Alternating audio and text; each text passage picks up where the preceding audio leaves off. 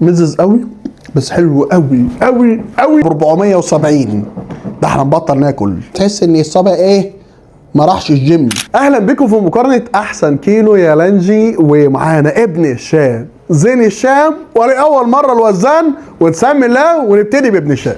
وطلبنا كيلو مكتوب اهو، كيلو يا لانجي. يا لانجي كيلو ب 370 جنيه، اللي هو ورق عنب سوري، ومش جاي معاه ولا اي نوع سلطه. تعالوا نسمي الله.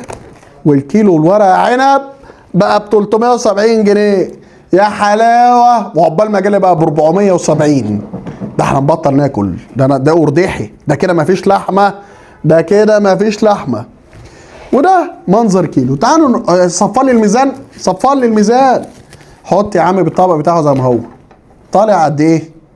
كيلو وربع. كيلو وربع، يعني ميزانهم حلال ابن الشام، رغم ان هو كاتب في المنيو ان هو كيلو. بسم الله. والورق العنب عندهم بيتباع ساقع، ساقع اللي هو ساقع من التلاجة، مش ساقع اللي هو البارد. حاجه من اللي بتغسلك من جوه ده، صاروخ. ولفينه لفه ايه؟ لف الجاتو، لف الجاتو، ولكن مفيش الخلطه بتاعتنا المصريه. تعال اكل دوت بس اوريكم الخلطه من جوه. مزز مزازه، بيكتروا عليه الليمون والدبس الرمان، بيبقى مزز قوي. بص الليمون من جوه عامل ازاي؟ هو بيبقى لونه كده. فلفه انت تاني كده. مزز قوي بس حلو قوي قوي قوي. خش على بعض، خش على زين الشام وربطولي ربطه اللي هو فاهم انت ايه، تتعقد عقبال ما تفكها. تقريبا هم قلقانين لحد ياخد منه وانت ماشي. الكيلو بكام بقى عندهم؟ الكيلو احنا انتوا طلبتوا ما يساوي كيلو يعني 4 علب. ماشي 4 علب. اقلب كده. 488 بعد ما وصل بالتوصيل، يعني يعتبر بردك نفس السعر، الفرق 30 جنيه. تيجي نوزنه بعلبه زي ما هو. هنا 2 كيلو ب 450 جنيه على عكس التاني.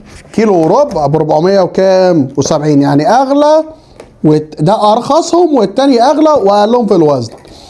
هنا ما يعادل 14 صباع، لان هو قال كده في التليفون، وهو فعلا حوالي 14 صباع. ولكن هنا تحس ان الصابع ايه ما راحش الجيم، هيمان، مرهق شويه. على عكس بردك هنا بردك هي تقريبا الصابع. والرز هنا ما اتنفخش. تعالوا نسمي الله وندوق. الله يا ولاد اللعيبه. الرز قليل بس ايه، مزازه الورق عنب فظيع. بيعملوا مزازه هم بيحطوا دبس رمان وليمون ومش عارف ايه. حلو قوي. في طعم صلصه بس شويه هنا، طعم صلصه ما اعرفش ليه واضح عكس التاني. التاني ما كانش فيه طعم الصلصه.